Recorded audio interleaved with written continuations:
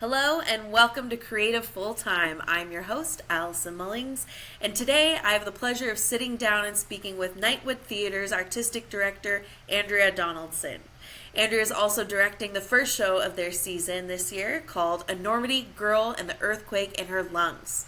We talk about that show, we talk about Nightwood Theatre, we talk about the program Right from the Hip, and so much more, but instead of talking about it, let's just dive right in. Before we get into the interview, if you could hit that subscribe button, it helps us out so much and it doesn't cost you a damn thing. So, how did your involvement start with Nightwood Theatre? Gosh. Well, it goes way back actually. I applied to a lot of things and didn't get in. Um, and then eventually I got some recommenders funding from them, and that maybe got me introduced. And I loved watching their readings for Right from the Hip. And then eventually, at a certain point, the artistic director asked me to run the Right from the Hip program, which is the emerging artists or emerging playwrights program. And at that time, I had been directing quite a lot as a freelance director as well. So I was hired for a couple of freelance directing gigs. And then the artistic director was leaving Nightwood, and I applied for the position 6.5 years ago and stepped into the role. Amazing! That's Yeah, awesome. yeah. And this season is opening up with Enormity, Girl and the Earthquake in Her Lungs. Tell me about that show coming up. So this is a piece that's quite near and dear to my heart. It was a piece that was developed in Right from the Hip in the program that I was running. And I had met the playwright actually the year prior to her being in the unit in 2017, because I was asked to come in as a guest director at National Theatre School in Montreal, and work on her graduating program or her graduating playwrights show. That basically they have two playwrights who go through the program at each time, and their big project at the end of the program is to make a six-person show, and bring in a guest director, usually from outside of Montreal, to direct it. So I got to know her really well there, and we worked for several months together. It was a new play development situation, so lots of dramaturgy happening at the same time, which is my kind of passion as a director, is to work on things either right from the kind of the seed of of the work as a text-based piece, or soon thereafter. So yeah, Chelsea, Willie, and I got to know each other in that sense, and then she applied, and she got into the program. So we worked together on this piece during Right from the Hip for about 12 months in the program. Um, a cool, like, kind of cool fact about the piece is that when she first wrote it, she didn't delineate any characters whatsoever, and she imagined it to be this huge ensemble piece, like a 20 plus person Oh, show, wow. where there was, where basically a director and actors would determine who would say what the entire way through. And the more we worked on it, as kind of cool as a proposition as that was, we were like, okay, well, let's help artists navigate this really complex piece, and also therefore audiences navigate this complex piece. And so through our time together, it became, there's a protagonist whose name is Vic, and six others who are in the show with her. And each of them, basically, the premise of the piece is that Vic has come to a women's shelter to seek safety from some family violence that she's facing. But like many people in that moment are like, should I do this? What are the consequences of me getting saved? And basically, the 10 minutes of her waiting to kind of go and do her intake, are blasted out into about 90 minutes in real time, and the different six different parts of her brain are kind of pop out of her and are personified and try and pull her each in their own direction. So it became really, this piece that used to be for kind of 20 plus people, really Chelsea beautifully whittled down each of these characters to have very specific intentions that they drive at and drive at and drive at the whole time throughout the piece. So it is still a fairly large ensemble piece. It's like still a 7-person show, but it's not a 25-person show.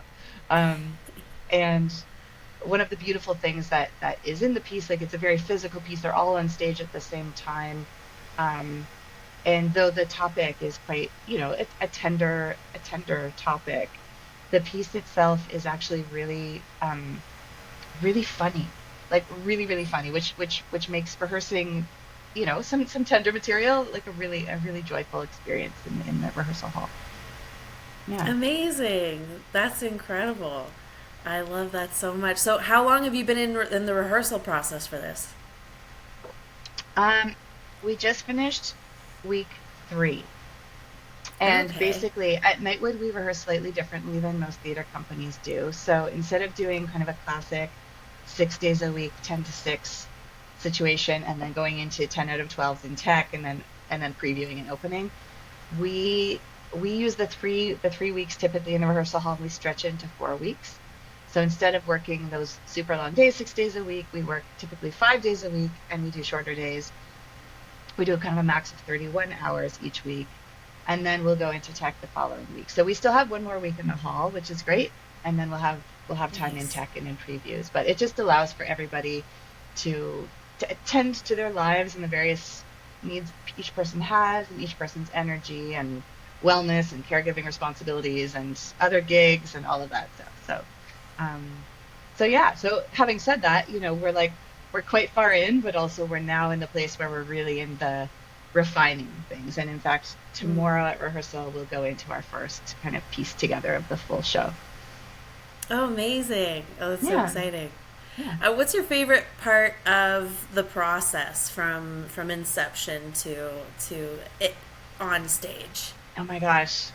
That's a really good question and a really hard question. I feel like it's like I'm a parent. I have a 17-year-old, and I feel like every single age was kind of my favorite age, but I feel kind of the same about a process because I love, I'm a dramaturg and a director, so I love kind of I love the process before there are even any actors involved, just having that really intimate relationship with the playwright and really trying to keep them on track with what their intentions are around writing a piece.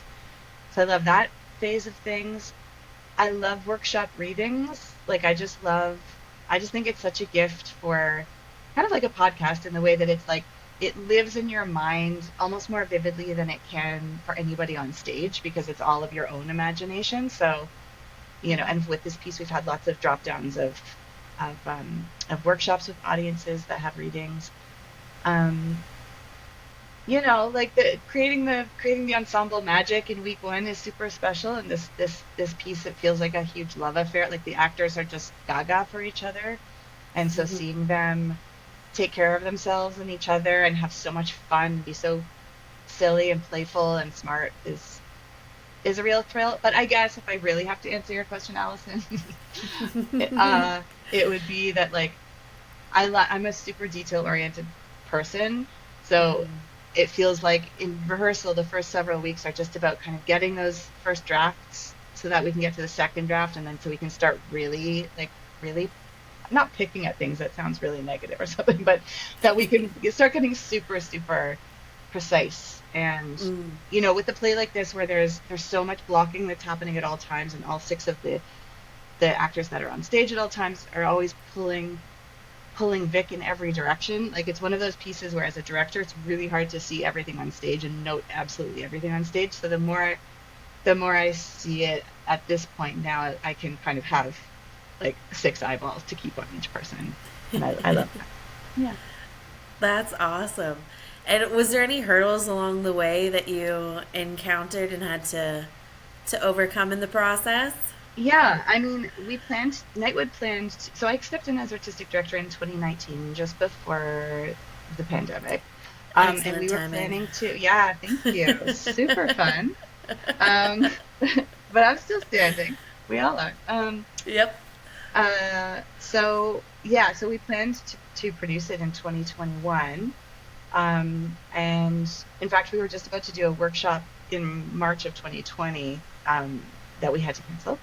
Uh, and because of the nature of this show, everybody's on stage at all times, like even rehearsing without a person, if they, have an audition or something like that, is like, it's literally impossible. So, um, it just meant that it was something we were kind of too nervous to produce for a long time with just like Omicron and then, getting back to theaters and how tricky that's been. Um, Mm-hmm. so so that was a challenge with this piece, but actually we ended up reaching out to Toronto Metropolitan University, TMU, and said, "Do you want to do this with your students?" Because there were kind of different guidelines that were happening with in the professional world versus the academic world, and they were super game for it. So actually, back in 2022, I think it was, I directed it with their students, and we actually did it with 20 plus students. Like I think there were about 24 students in Oh, the wow. show. So we had one person playing the main protagonist, one person playing her understudy, which was a huge feat. It's a lot of text really, really fast. And then we had about 4 or 5 people at the same time playing each of the other characters. So there was like always, it was basically blocking 24 people at the same time. So the Wow. challenge that I have now with blocking 6 people at the same time who are constantly moving all over the place and you know, was amplified times five. But yeah, Yeah. super fun. So the challenge ended up being a really positive thing because also I was able to bring Chelsea into that process, and we kind of got to use it as a workshop in a way with the students by having, by digging into the text, by them asking good questions, by us kind of going like, oh, this isn't going to work. The other thing we got to figure out during that is that there's a child in the show who comes in at a certain point within the play. And I've never actually worked with a child before. And one of the challenges with this piece is that there's a lot of loud noise in certain moments. There's a lot of big ideas that we don't really want to bring into the sphere of a 7-year-old's mind. Mm. Um, but it created a really nice opportunity for us to understand how to physically have the child present when we need them to be present, and how that time when they are present, that it's not scary for them, and then Yeah. have them leave for other parts that they shouldn't hear, and then come back in certain points. And it ended up actually, the role is called Daisy, and she's a 6-year-old girl. And my nephew at the time was kind of small enough and young enough that he played the role of Daisy. So that was really cool, Oh, actually. nice. Yeah. When you were working with the big cast, what were some ideas that were thrown around, one that you adapted and are using with the current show? Yeah, I mean, it's interesting because I kind of tried to start from scratch in a lot of ways with this Okay. project, using that as the bedrock of like kind of proof of concept. This piece works. Um, there are a few things, like for example, like I have a completely different design team, but in coming in the original production, we had basically a door, a carpet, and a bed.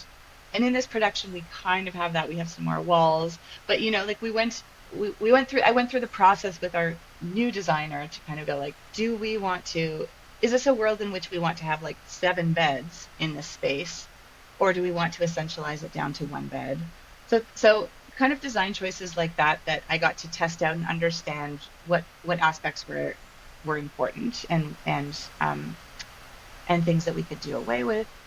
I would say that like Chelsea as a writer, there are so many kind of cryptic aspects to the piece or little kind of Easter eggs that are dropped in. And so even though I've been working on this piece now for, almost 8 years in a certain kind of way, not nonstop, but there are still so many times where she's in the room and I'm like, what does what does that mean? Is that in reference to this? And so I'm still kind of unearthing the play. So, and it's a really special experience as a director to direct the same piece twice with very different conditions. But yeah, it Hmm. gives a little bit of that trust of like, yeah, I know that this is a super satisfying piece. I know that I've seen an audience experience it and know that that is like a really worthwhile experience for an audience to have. Um, so yeah, I would say kind of the larger alpha test, beta test kind of thing from that perspective. That was really the coolest thing.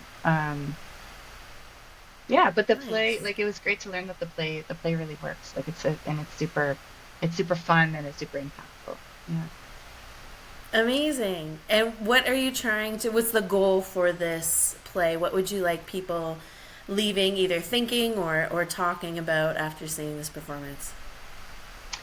Well, okay, so when I go to see a show, I'm like such a sucker for like just like super beautiful language, visuals, movement. I want to feel things. Like I want my body to be to be engaged with what's happening with the bodies on stage. Like I want to have a whether that's like feeling tension, feeling laughter, feeling I want to feel a lot of things. Um, Yeah. so, like first and foremost, I feel like I want to offer an audience a sense of awe. I want people, like I always want people to feel like they've totally been transported elsewhere, um, through an experience of sitting in the dark with other people for 90 minutes. So that's kind Yeah. of, I would say, in a really broad way. Um, but I think this piece in general, um, it asks something of the audience. It asks you to really kind of go there and feel a lot of things and go through an experience and collect all of these, all of these kind of poetic coded pieces of information to understand the full story. Um, and it really takes you there, but it also, it ends in a place of hope, and the piece kind of puts the audience back together at the end. So even if they've been like, even if there's been some tears or some big feelings that have happened, it really, I think, really puts the audience back together. Um, so yeah, I mean, I think these are hard times, and I feel like I'm in a moment where I don't want to be left like totally gutted and put out onto the street to go and tend to myself. So Yeah.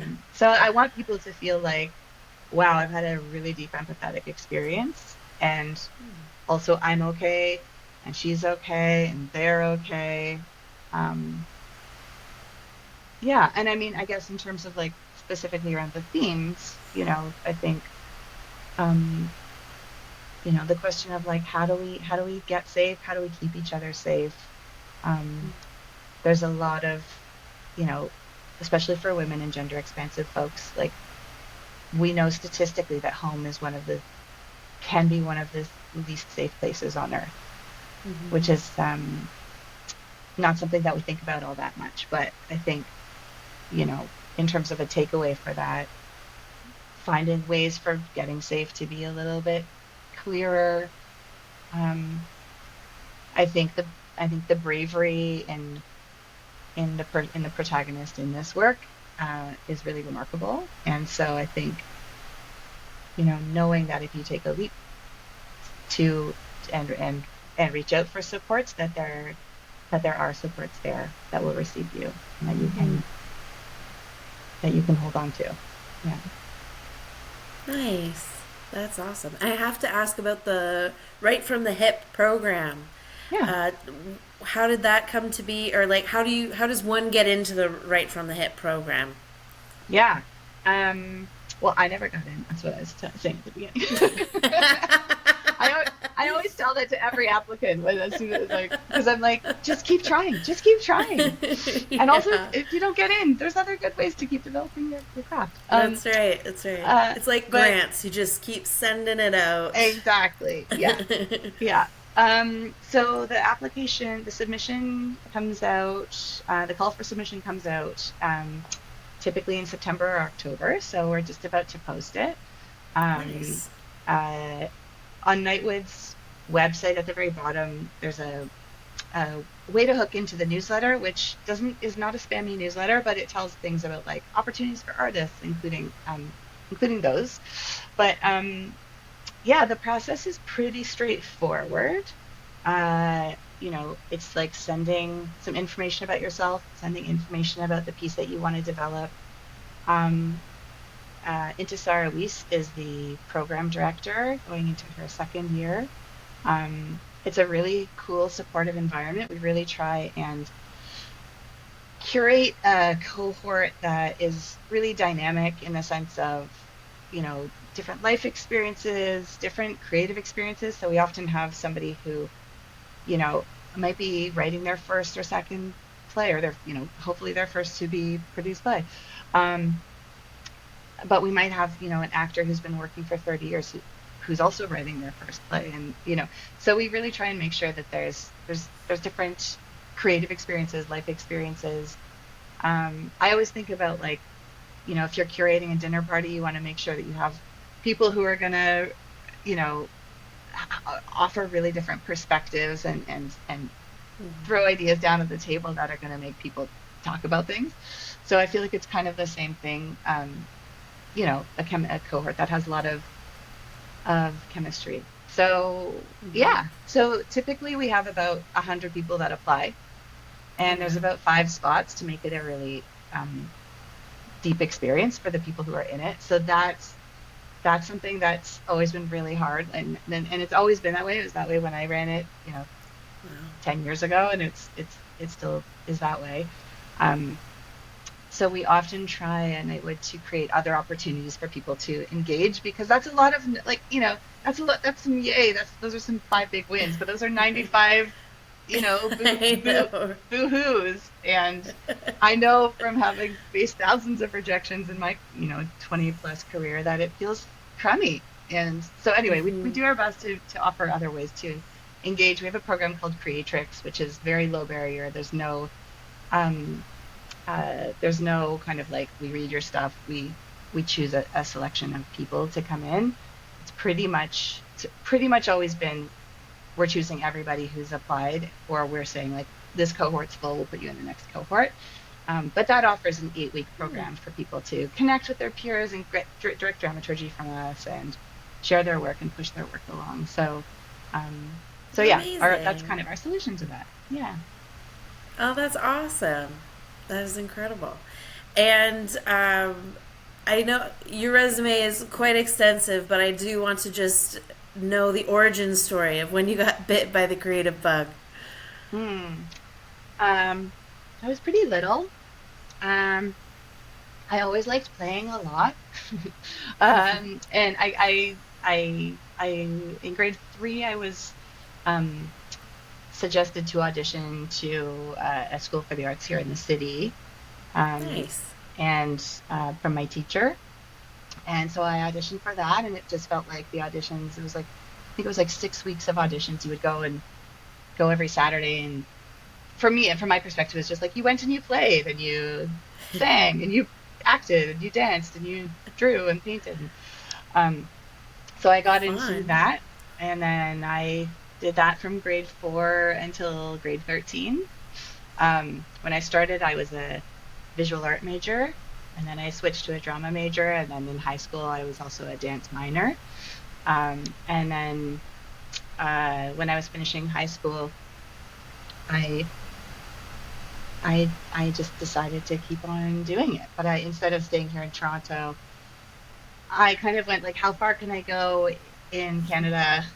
And so I chose Vancouver, and went to the School for Contemporary Arts at SFU, uh, Hippie Mountain School, which was a very, like, interdisciplinary program, which really made a lot of sense, because since I was 9, I was in this very interdisciplinary school. Yeah. Um, and yeah, and the lucky thing, I mean, I kind of just, like, spun the globe and, like, poked my finger down. Like, I didn't research the program very much, but it was super lucky for me, because it wasn't kind of a conservatory program in the sense of, like, preparing you to get an agent and do all of that stuff. Like, they were very, like, very kind of the Vancouver mindset of, with all the indie companies, of, like, graduate, start your own company, develop your own work, Nice. and go that route, which very much made sense for me. Like, I'm an artistic director. I'm someone who works in new Yeah. plays still. But back then it was much more kind of creation based, more devised, that I was really interested in. Um, but then when I came back to Toronto from Vancouver, uh, I worked with a bunch of companies, and then eventually um, found myself uh, I was part of Directors Lab North, which was started from a few folks here who'd been to the one in the States that happens, and met Richard Rose, who came in as a guest speaker. And we kind of, like, I'd always kind of thought, like, oh, like Tarragon's so mainstream. It's like So the Man or something like that. Like I had a real chip on my shoulder. And anyway, uh, when he started talking, we had this kind of like fun artistic battle, the two of us. And I was like, oh, I really think he's great.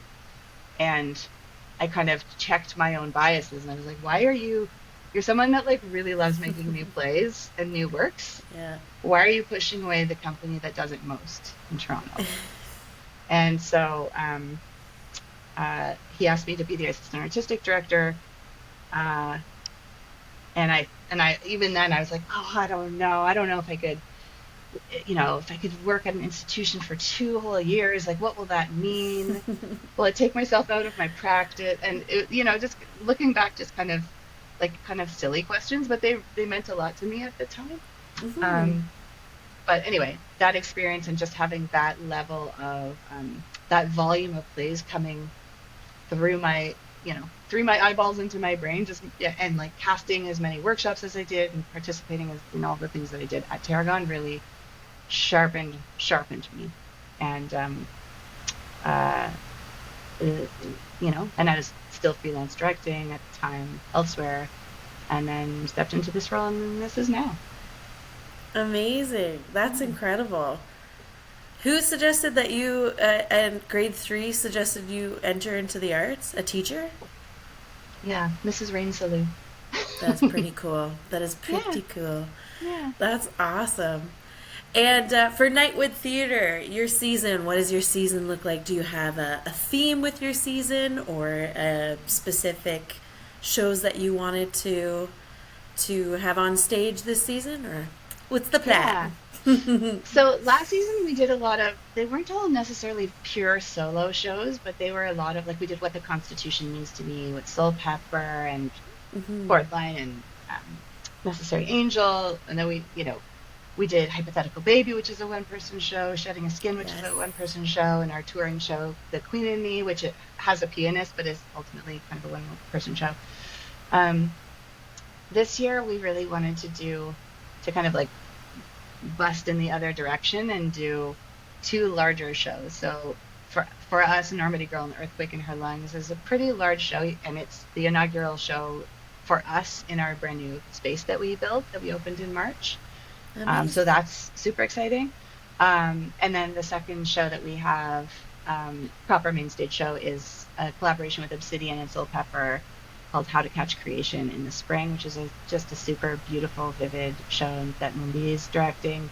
And then kind of in addition to that, we have our final tour of The Queen and Me, touring to Vancouver and Victoria this month. Um, and we have our Groundswell Festival, and it's the 40th anniversary of that, which is pretty cool. But Amazing. yeah, that new plays have been concocted at Nightwood in that way for 40 years. That is awesome. That is so cool. And so, for those who are thinking about seeing the show, I just have like a quick, silly fill in the blank of if you like fill in the blank, you'll like this show. Okay. Um, if you like uh, Inside Out, I think it was a Pixar movie. I was thinking Inside Out immediately when you Yeah, said it. I was like, is this yeah. Inside Out for adults? It's Inside Out for adults. You will like this show. Um, yeah, I think that's its closest in the sense of these embodied different pushes and pullers in our brains. Hmm. Um, but yeah, I think like if you like really vivid work, if you like kind of wicked humor, you will like this work. Yeah. Amazing. I love it. And so, when is the show happening and where can people come see? Yeah, we start previewing September 16th. We open on September 18th and we close on October 5th. Fantastic. And your new theater is where? 877 Yonge Street, which is right Oh, at amazing. Davenport, just up from the reference library. So it's 5 minutes from Bloor and Yonge, the subway. Amazing. So, no Yeah. excuses. You can get there via TTC, you can drive, you can bike, you can walk. Yes, yes. That's awesome. That is so exciting. I'm so pumped to see this show. Oh, thank you for taking the time to do this. You're insanely busy, and I don't know how you find the time, really. It's incredible. So thank you so much. I so appreciate it. Thank you so much for listening. If you haven't already, please subscribe, hit like, and send this to a friend you want to see the show with. And I'll see you at the theater.